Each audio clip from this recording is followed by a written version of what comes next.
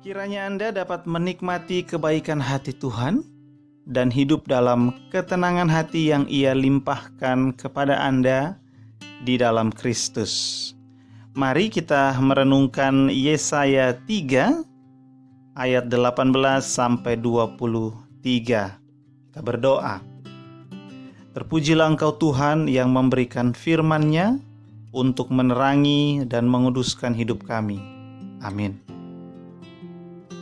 Pada waktu itu Tuhan akan menjauhkan segala perhiasan mereka, gelang-gelang kaki, jamang-jamang, bulan-bulanan, perhiasan-perhiasan telinga, pontoh-pontoh dan kerudung-kerudung, perhiasan-perhiasan kepala, gelang-gelang rantai kaki, tali-tali pinggang, tempat-tempat wewangian dan jimat-jimat, cincin, meterai dan anting-anting hidung, pakaian-pakaian pesta, jubah-jubah, selendang-selendang dan pundi-pundi, cermin-cermin, baju-baju dalam dari kain lenan, ikat-ikat kepala dan baju-baju luar. Ini banyak sekali ya perhiasan yang dimiliki, yang seperti yang kita bahas kemarin, oleh para wanita yang sombong. Ini bukan wanita penyembah berhala, ini wanita umat Tuhan. Wanita umat Tuhan yang sombong, yang berjalan dengan jenjang leher, dengan main mata, ya kan, berjalan dengan dibuat-buat langkahnya, ya kan. Dan Tuhan membuat para wanita ini batuk kepalanya penuh dengan kudis, mencukur rambut sebelah dahi mereka. Tuhan yang bikin.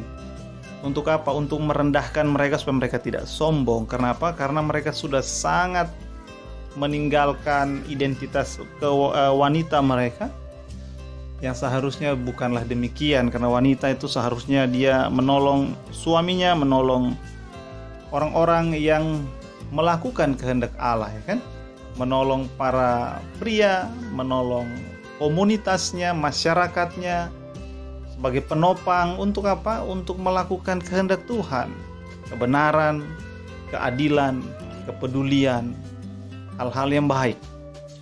Tetapi kemudian wanita-wanita ini bukan lagi berfokus kepada apa yang penting, apa yang mengandung kehendak Tuhan dan rencana Tuhan, apa yang kudus, tetapi mereka sudah fokus kepada diri mereka sendiri, bagaimana semakin cantik, bagaimana semakin mempesona, bagaimana semakin menarik hati orang banyak, dan dengan ekspresi-ekspresi yang sombong, dengan berjalan sombong, main mata.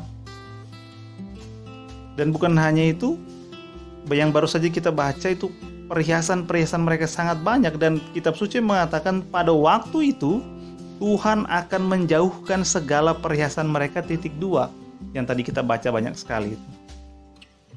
Tuhan menjauhkan perhiasan karena perhiasan inilah yang menjadi senjata, perhiasan inilah yang menjadi alasan, perhiasan inilah yang menjadi usaha mereka untuk menjadi semakin menarik, semakin dilihat banyak orang.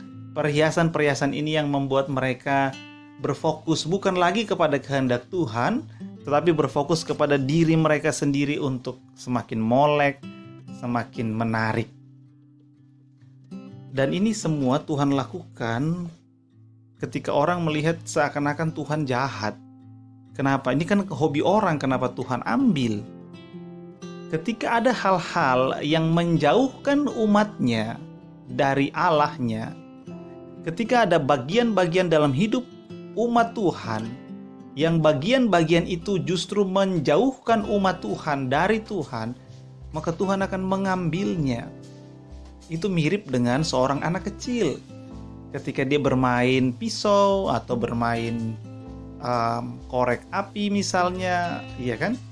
Atau bermain hal-hal yang benda tajam atau benda yang beracun, kita langsung mengambilnya. Dia mau menangis sejadi-jadinya, yaitu urusan belakang. Yang penting diambil. Kenapa? Karena itu berbahaya baginya. Apapun yang berbahaya bagi seorang anak kecil, ketika dia bermain, ketika dia meminta, kita akan mengambil darinya. Dan kalau dia tetap memaksa memegangnya erat-erat, maka kita akan menggunakan kekuatan kita untuk mengambilnya. Supaya apa? Supaya dia tidak celaka. Demikian Tuhan mengambil paksa semua hal yang dinikmati oleh para perempuan umat Tuhan ini. Kenapa? Karena semua ini menjauhkan mereka dari Tuhan. Ketika para wanita sudah tidak lagi berfokus kepada kehendak Tuhan, tetapi mulai berfokus kepada diri mereka sendiri, bagaimana mereka tambah menarik, tambah molek, tambah cantik, dan sudah lupa dengan kehendak Tuhan, maka Tuhan akan mengambil paksa semua hal yang menyebabkan itu. Kenapa? Karena Tuhan sebagai Bapa yang baik, Dia menghajar anak-anak yang Dia anggap sebagai anak. Dia hajar, Dia didik. Karena semua itu menjauhkan mereka dari Tuhan. Karena ini hal yang berbahaya. Ketika umat Tuhan menjauh dari Tuhan, itu hal yang sangat berbahaya. Benar-benar berbahaya. Dan karena Tuhan tidak mau umatnya dalam keadaan berbahaya, maka Dia mengambil semua penyebab itu dari mereka. Penyebab itu yang membuat mereka jauh dari Tuhan. Dosa-dosa, alat-alat, instrumen-instrumen, bagian-bagian hidup yang menjatuhkan umat Tuhan ke dalam dosa. Dan pada bagian ini para wanita diambil semua perhiasan-perhiasannya, kepalanya dibikin kudis, supaya mereka sadar dan mereka bertobat kembali kepada Tuhan. Karena ada banyak sekali orang-orang yang melakukan itu pada zaman Yesaya. Dan demikian sekarang kita belajar dari zaman Yesaya, dari para wanita umat Tuhan waktu itu. Demikian baik Anda wanita maupun pria, mari kita membuka hati dan pikiran kita untuk melihat apakah ada penghalang-penghalang yang justru membuat kita menikmati semua itu, tetapi di saat yang bersamaan menjauhkan kita dari Tuhan. Maka kita perlu terlebih dahulu menyerahkannya pada Tuhan, sebelum kemudian karena kita sangat terlanjur jatuh ke dalam menikmatinya, Tuhan akan mengambil paksa dari kita. Mumpung belum terlambat, serahkan pada Tuhan semua penghalang-penghalang itu, dosa-dosa, apapun yang membuat kita jauh dari Tuhan, semakin menjauh hati kita, serahkan pada Tuhan. Supaya apa? Supaya kita kembali dekat dengan Tuhan. Amin. Kita berdoa. Kiranya Tuhan menolong kami untuk dapat terus dekat dengan Tuhan, tetap dekat dengan Tuhan, sehingga kami semakin lama semakin mengasihi Tuhan. Semua penghalang kiranya Tuhan ambil dari kami, supaya kami tidak dalam keadaan berbahaya, tapi dalam bersama dengan Tuhan. Semoga Tuhan menolong kami. Amin. Kiranya sejahtera dari Allah Bapa kita dan kasih karunia darinya menyertai Anda dan orang-orang yang Anda kasihi.